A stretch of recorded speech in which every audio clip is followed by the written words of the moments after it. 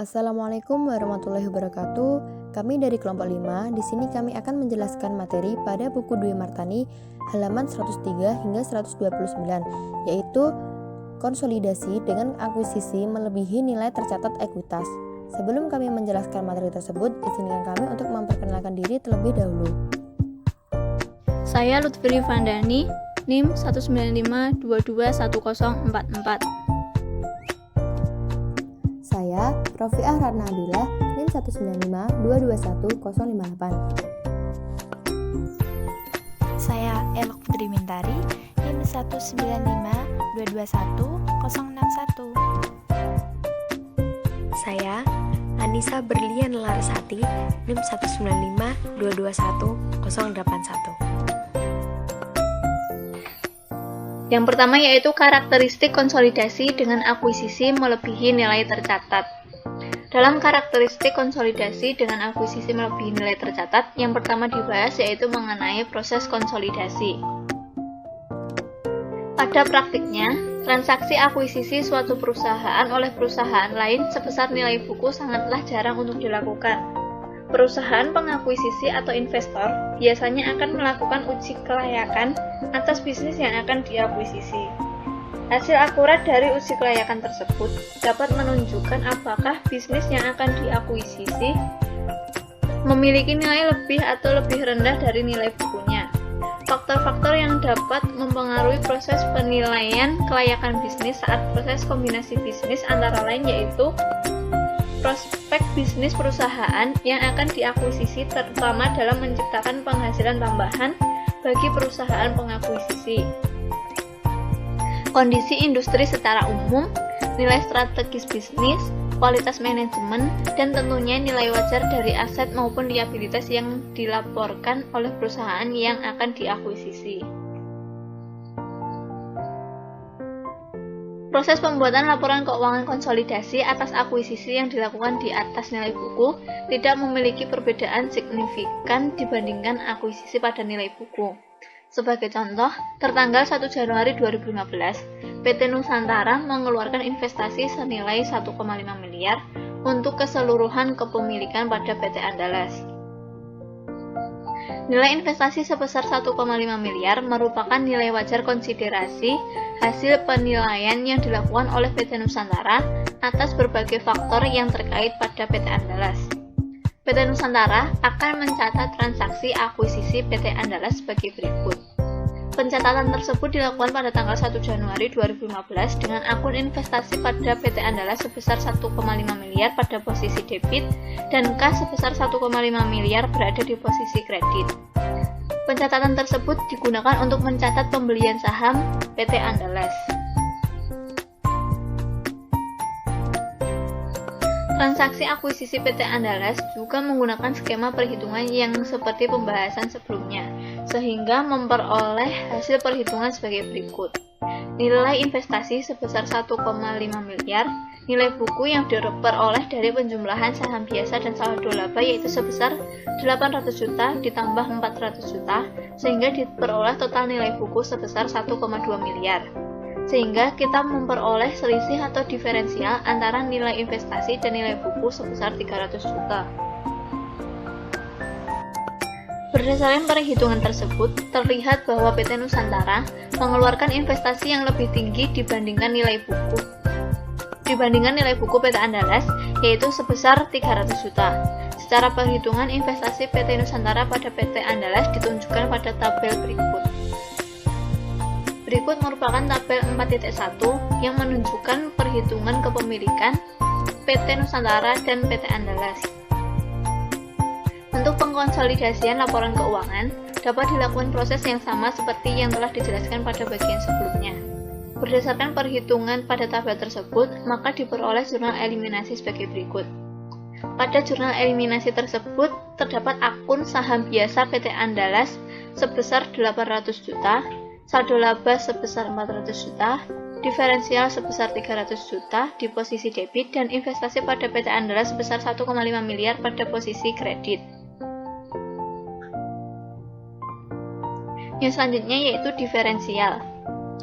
PSAK 22 2010 Diferensial harus dialokasikan pada saat aset teridentifikasi yang diperoleh dan atau liabilitas yang diambil alih yang dianggap menyebabkan nilai wajar dari entitas anak yang dikonsolidasikan melebihi nilai bukunya atau dialokasikan sebagai goodwill.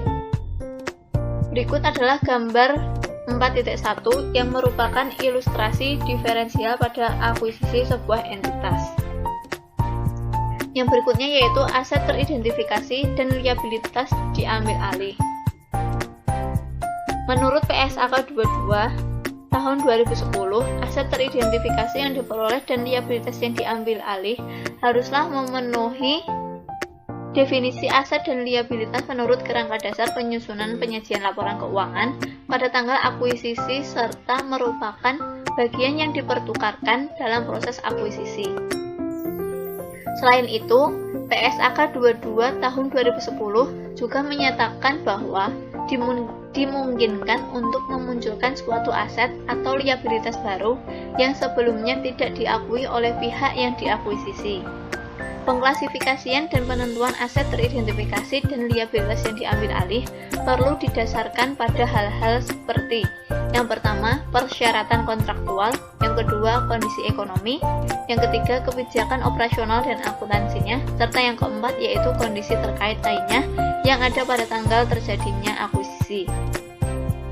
Perusahaan yang melakukan akuisisi mengukur aset teridentifikasi yang diperoleh dan liabilitas yang diambil alih dengan nilai wajar pada tanggal akuisisi, kecuali untuk komponen-komponen berikut ini, yaitu liabilitas kontingensi, pajak penghasilan, imbalan kerja, aset teridentifikasi, hak yang diperoleh kembali atas aset tak berwujud, pembayaran berbasis saham, dan aset tersedia untuk dijual.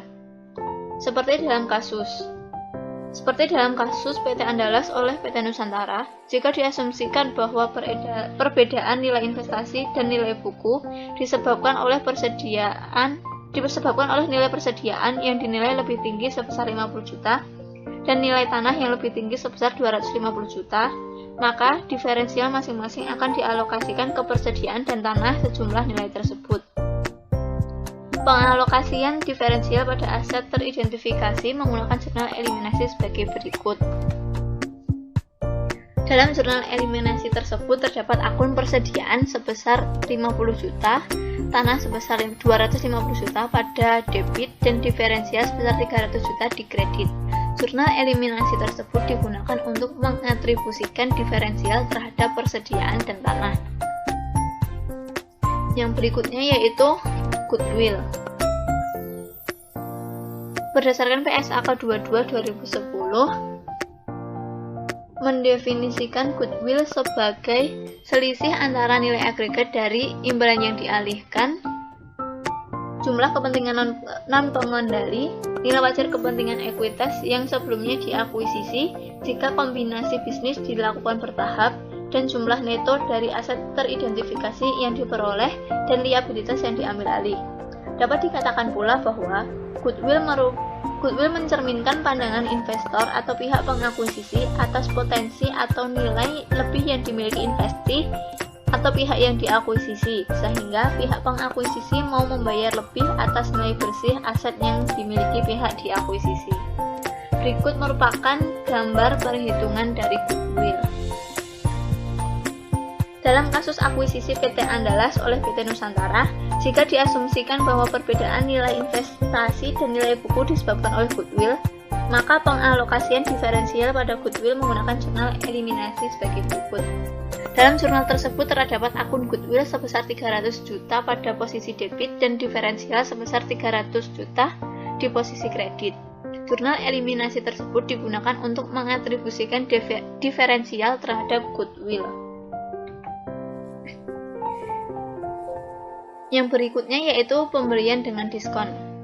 PSAK 22 revisi 2010 mengindikasikan bahwa investor atau pengakuisisi harus mengakui keuntungan yang dihasilkan dari pembelian dengan diskon ini melalui laba atau rugi pada tanggal akuisisi. Namun, sebelum mengakuisisi keuntungan tersebut, perlu dipastikan apakah investor telah mengidentifikasi secara tepat dan menyeluruh aset yang diperoleh maupun liabilitas yang diambil alih dari pihak yang diakuisisi. Sebagai ilustrasi, misalkan PT Nusantara membeli PT Andalas seharga 1 miliar, diketahui bahwa nilai wajar dari persediaan dan tanah adalah 50 juta dan 150 juta lebih tinggi dibandingkan nilai bukunya. Maka nilai wajar dari aset bersih adalah 1,4 miliar.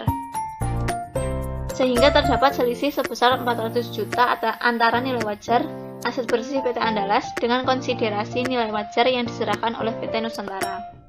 Berdasarkan transaksi tersebut, PT Nusantara akan mencatat jurnal sebagai berikut.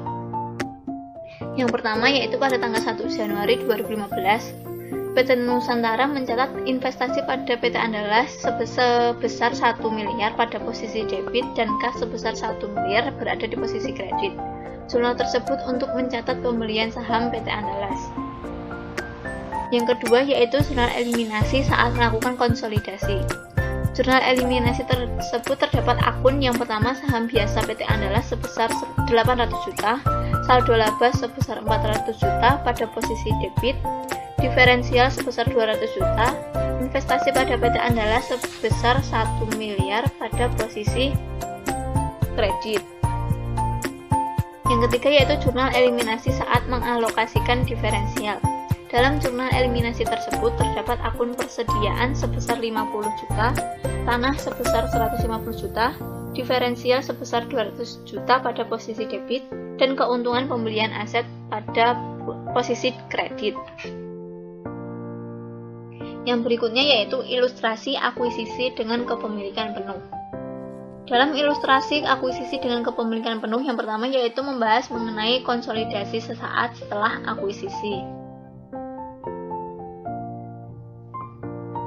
Sebagai contoh, PT Nusantara membeli seluruh saham PT Andalas seharga 1,5 miliar.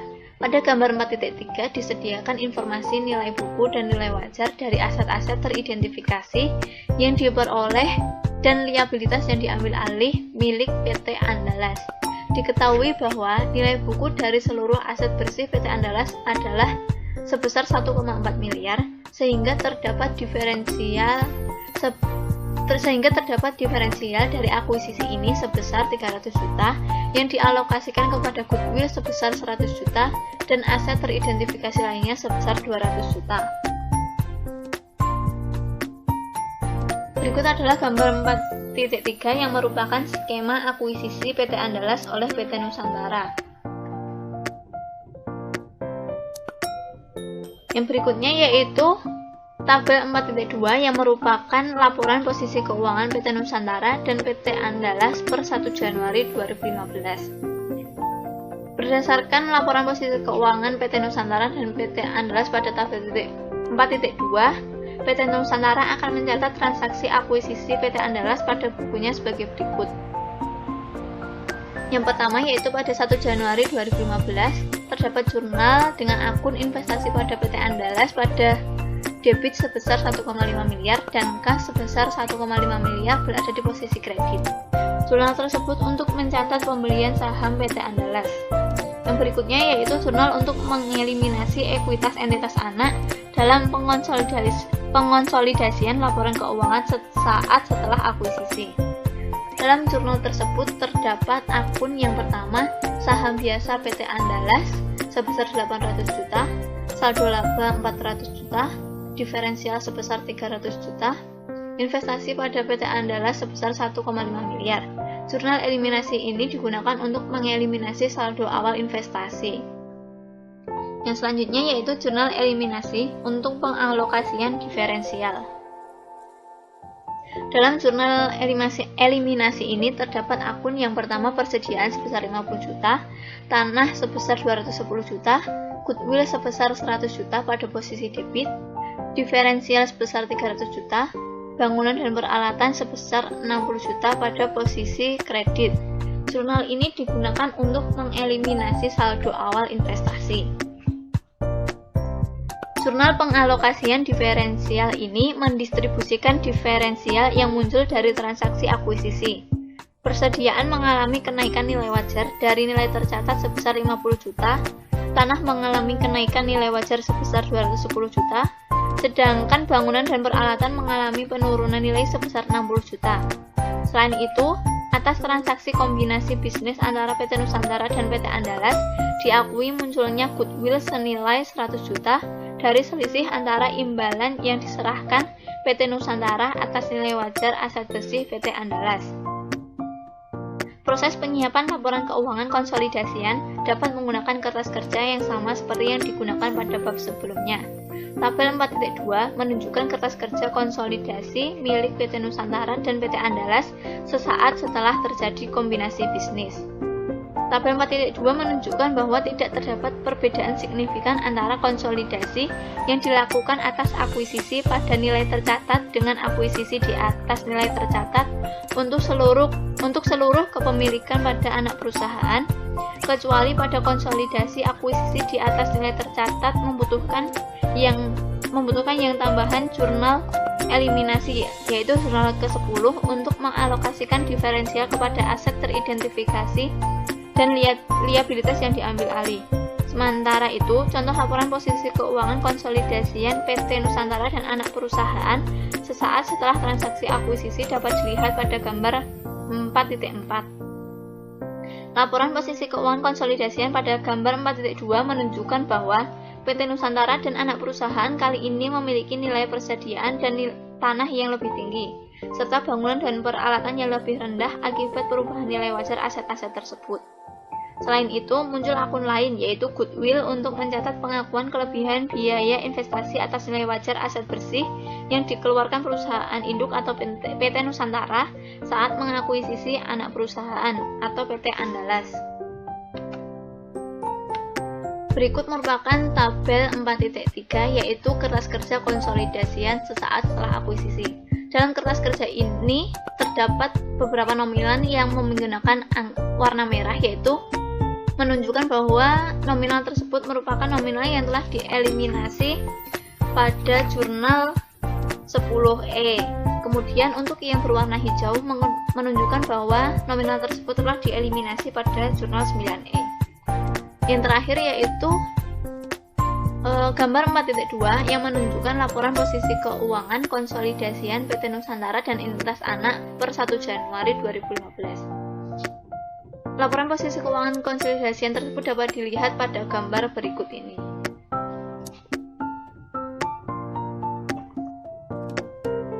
Yang pertama ada konsolidasi pada periode setelah akuisisi.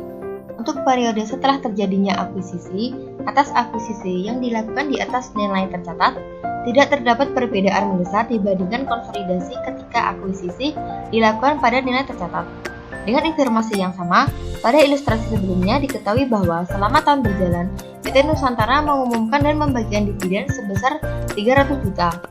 Sedangkan PT Andalas mengumumkan dan membagikan dividen sebesar 50 juta. PT Nusantara sebagai entitas yang memiliki PT Andalas akan mencatat transaksi terkait penerimaan dividen dari entitas anak sebagai berikut. Yaitu pada tanggal 31 Desember 2015 mencatat bahwa kas sebesar 50 juta pada investasi pada PT Andalas sebesar 50 juta. Kemudian pada tabel 4.4 terdapat neraca saldo per 31 Desember 2015. Diketahui bahwa debit dan kredit dari PT Nusantara yaitu sebesar 12.955 juta. Sedangkan debit dan kredit dari PT Andalas sebesar 3 miliar.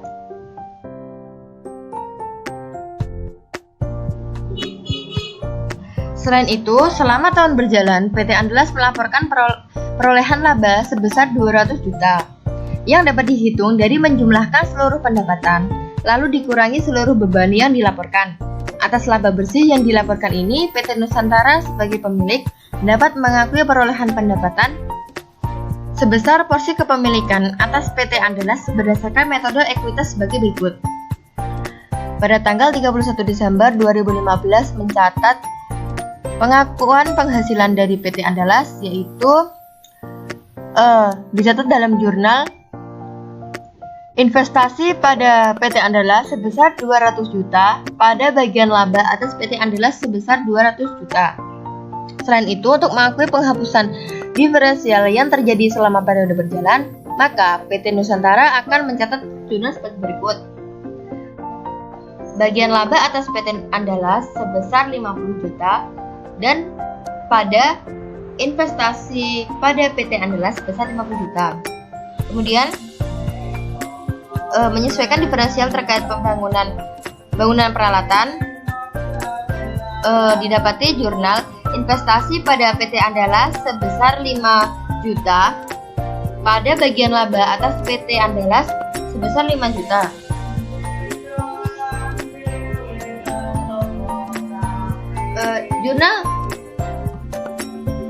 Jurnal 13 ini digunakan untuk menyesuaikan penghasilan dari PT Andalas karena diferensial yang terkait dengan persediaan telah terjual sehingga aset tersebut tidak lagi dimiliki oleh PT Andalas pada akhir tahun pelaporan.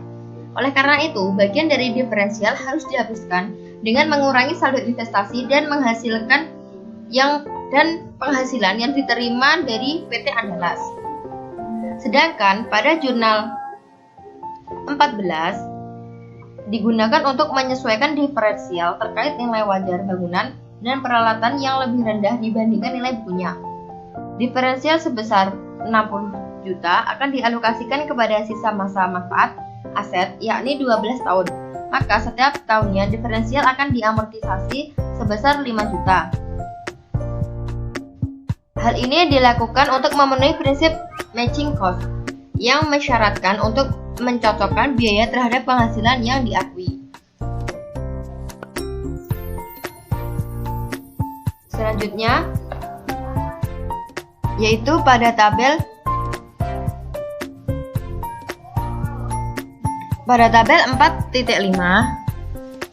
terdapat perhitungan kepemilikan PT Nusantara dan PT Andalas per 31 Desember 2015.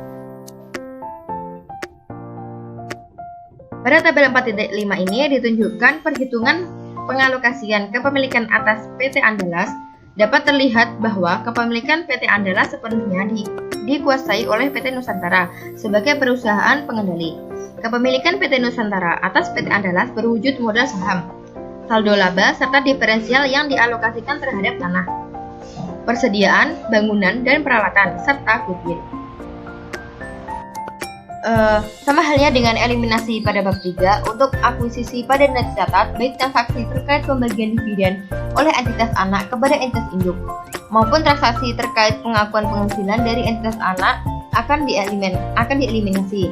Jurnal eliminasi yang dibuat mengeliminasi segala pengakuan penghasilan investasi pada buku entitas induk serta mengeliminasikan bagian dividen entitas induk yang diumumkan oleh entitas anak selama periode berjalan, yaitu sebagai berikut.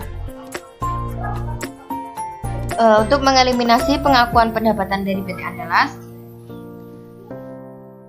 tercatat pada jurnal yaitu bagian laba atas PT Andalas sebesar 155 juta, pada dividen diumumkan sebesar 50 juta, dan investasi pada PT Andalas sebesar 105 juta.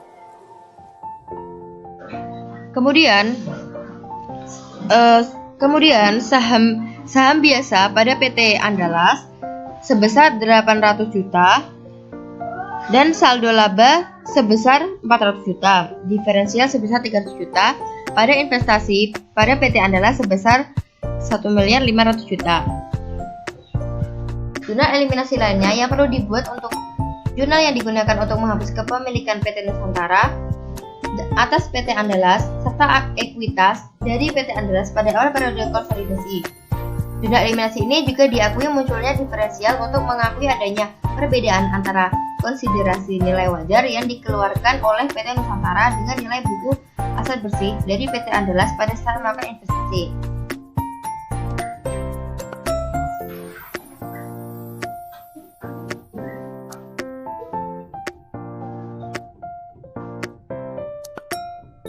Yang selanjutnya, khusus untuk persediaan atau aset-aset teridentifikasi lainnya yang diperkirakan akan terrealisasi dalam satu periode akuntansi, maka saat dilakukan pengalokasian diferensial di akhir tahun, Aset-aset tersebut diperkirakan tidak lagi dimiliki perusahaan pada akhir tahun atas terrealisasi menjadi biaya yang akan dilaporkan pada laporan laba rugi konsolidasian. Pencatatan beban pokok penjualan yang dilakukan oleh PT Andalas adalah tepat untuk laporan keuangan tersendirinya. Akan tetapi dari sudut pandang konsolidasian, beban pokok penjualan adalah lebih tinggi sebesar 50 juta dan akan menjadi tambahan beban pokok penjualan yang harus diperhitungkan dalam menghitung beban pokok penjualan konsolidasian. Selain itu, untuk aset-aset yang mengalami penyusutan, dicatat pula penyusutan tambahan atau pengurangan yang disebabkan pengalokasi diferensial terhadap aset yang mengalami penyusutan tersebut hingga aset tersebut tersusutkan sepenuhnya. Dalam kasus ini, karena terjadi penurunan nilai wajar dari bangunan dan peralatan sebesar 60 juta, penurunan nilai wajar tersebut akan dialokasikan selama masa manfaat tersisa dari bangunan dan peralatan, yakni 12 tahun. Maka terdapat pengurangan nilai penyusutan sebesar 60 juta dibagi 12 dan mendapatkan hasil sebesar 5 juta. Dan dicatat dalam jurnal, yaitu berbunyi akumulasi penyusutan bangunan dan peralatan sebesar 5 juta pada beban penyusutan sebesar 5 juta. Kemudian pada tabel 4.6 neraca saldo per 31 Desember 2015 tercatat bahwa total liabilitas dan ekuitas pada PT Nusantara sebesar 7.655 juta, sedangkan PT Andalas sebesar 22.150 juta. Kemudian jurnal eliminasi yaitu balance sebesar 2.020 juta. Kemudian pada konsolidasian sebesar 8.455 juta. Di sini terdapat keterangan bahwa 15E berarti eliminasi pengakuan penghasilan dari entitas anak. Kemudian 16E berarti eliminasi saldo investasi awal. 17E berarti mengalokasikan diferensial terhadap aset teridentifikasi dan liabilitas diakui. Kemudian yang 18E berarti amortisasi diferensial terkait bangunan dan peralatan. Yang selanjutnya yaitu laba bersih dan saldo laba konsolidasian.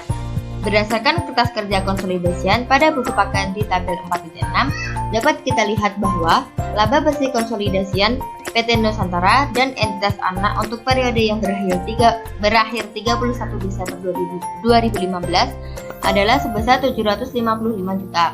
Sedangkan saldo laba konsolidasian per tanggal 31 Desember 2015 adalah sebesar 1.955 juta. Adapun perhitungan laba bersih konsolidasian untuk PT Nusantara dan entitas anak sebagai berikut. Laba bersih PT Nusantara sebesar 755 juta, dikurangi bagian laba atas PT Andalas sebesar 155 juta. Kemudian ditambah porsi milik PT Nusantara atas laba atau rugi PT Andalas sebesar 200 juta. Kemudian ditambah amortisasi diferensial terkait bangunan dan peralatan sebesar 5 juta. Kemudian dikurangi penghapusan diferensial terkait persediaan sebesar 50 juta. Lalu mendapatkan hasil yaitu total laba rugi konsolidasian sebesar 755 juta. Berdasarkan perhitungan di atas dapat dilihat bahwa ketika entitas anak dimiliki sepenuhnya oleh entitas induk serta tidak ada penyesuaian komponen-komponen tertentu, laba rugi konsolidasian adalah sama dengan laba rugi yang dilaporkan oleh entitas induk, sedangkan perhitungan saldo laba konsolidasian PT Nusantara dan entitas anak per 31 Desember 2015 adalah sebagai berikut. Saldo laba PT Nusantara per 1 Januari 2015 sebesar 1.500 juta. Laba bersih PT Nusantara sebesar 755 juta, dikurangi bagian laba atas PT Andalas sebesar 155 juta, ditambah porsi milik PT Nusantara atas laba atau rugi PT Andalas sebesar 200 juta, ditambah amortisasi diferensial terkait bangunan dan peralatan sebesar 5 juta, dikurangi penghapusan diferensial terkait persediaan sebesar 50 juta dikurangi dividen diumumkan oleh PT Nusantara sebesar 300 juta. Lalu mendapatkan hasil total laba rugi konsolidasian sebesar 1.955 juta. Selanjutnya yaitu laporan posisi keuangan konsolidasian. Dapat dilihat pada gambar 4.5 laporan posisi keuangan konsolidasian PT Nusantara dan entitas anak. PT Nusantara dan entitas anak laporan posisi keuangan konsolidasian per 31 Desember 2015 tercatat bahwa total aset dari PT Nusantara dan entitas anak sebesar 8.455 juta dan total liabilitas dan ekuitas dari PT Nusantara dan entitas anak sebesar 8.455 juta. Berarti bahwa total aset dan total liabilitas dan ekuitas dari keduanya balance, yaitu sebesar 8.455 juta.